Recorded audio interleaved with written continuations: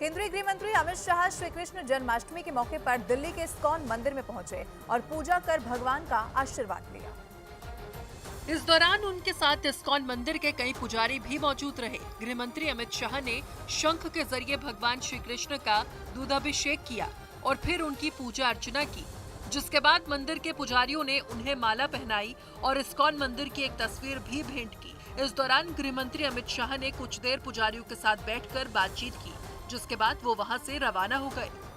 उधर राजस्थान के चित्तौड़गढ़ में जन्माष्टमी के मौके पर अनोखा ड्रोन शो किया गया, जिसमें 1000 ड्रोन ने एक साथ उड़ान भरी और भगवान श्री कृष्ण की कई झांकियां दिखाई।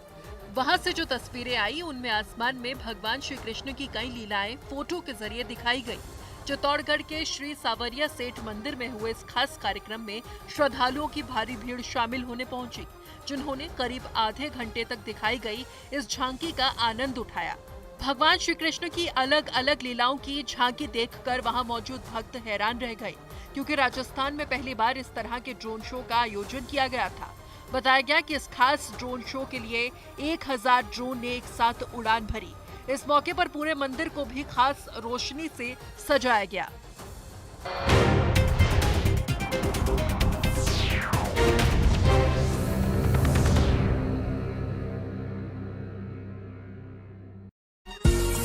आरोप है कि देर जोर प्रांत के पूर्वी और दक्षिणी इलाके में मौजूद अरब लड़ाकों के गांवों को खाली कराने के लिए एसडीएफ के लड़ाके वहां बमबारी कर रहे हैं। तुर्की का दावा है कि एसडीएफ के हमले से डरकर अरब लड़ाकों के कई गांव खाली हो चुके हैं। इधर सीरिया की बशर अल असद की सरकार ने विद्रोही गुट एसडीएफ के खिलाफ जंग लड़ रहे अरब लड़ाकों की मदद करने का ऐलान कर दिया।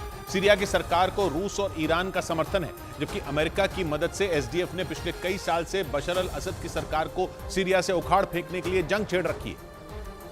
और अरब लड़ाकों का संगठन देर जोर मिलिट्री काउंसिल भी इसी का हिस्सा था, लेकिन दावा किया जा रहा है कि फूट पड़ने की वजह से एसडीएफ कमजोर पड़ गया, जिसे सीरिया की बशर अल असद की सरकार ने एक मौके की तरह लिया। रूस की मीडिया ने यह दावा किया कि कमजोर पड़ते एसडीएफ को सीरिया से उखाड़ फेंकने के लिए बशर अल असद की सरकार ने अरब लड़ाकों को मदद देने का ऐलान कर दिया। और पश्चिमी मीडिया का दावा है कि इसके पीछे रूस और ईरान की सोची समझी साजिश है, क्योंकि ये दोनों मुल्क अमेरिका को किसी भी कीमत पर सीरिया में ताकतवर नहीं होने देना चाहते।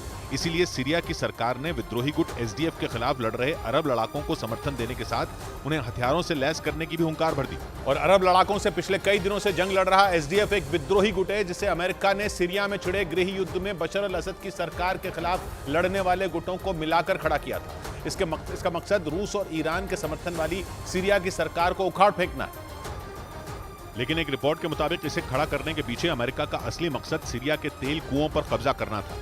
तेल के ये भंडार इराकी सीमा के पास पूर्वी सीरिया के देर जोर और उससे लगने वाले इलाकों में मौजूद है। लेकिन 2010 में गृहयुद्ध शुरू होने के बाद तेल के उन कुओं पर आतंकी संगठन आईएसआईएस ने कब्जा कर लिया था।